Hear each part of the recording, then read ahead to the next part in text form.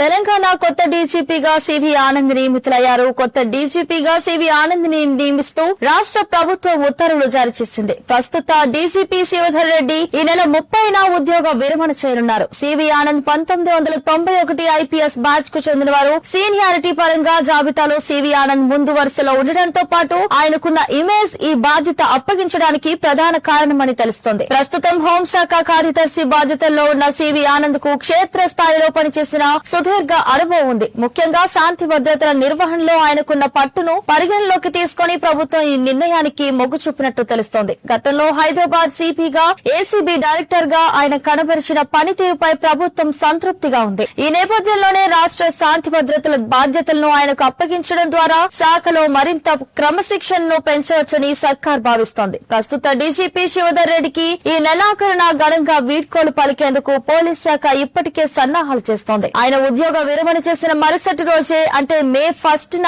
కొత్త డీజీపీగా సివి ఆనంద్ బాధ్యతలు చేపట్టనున్నారు. నిజామాబాద్, కరీంనగర్, వరంగల్ ఎస్పీగా పనిచేశారు. సివి ఆనంద్ హైదరాబాద్, సైబరాబాద్, విజయవాడ సిపిగా బాధ్యతలు నిర్వర్తించారు.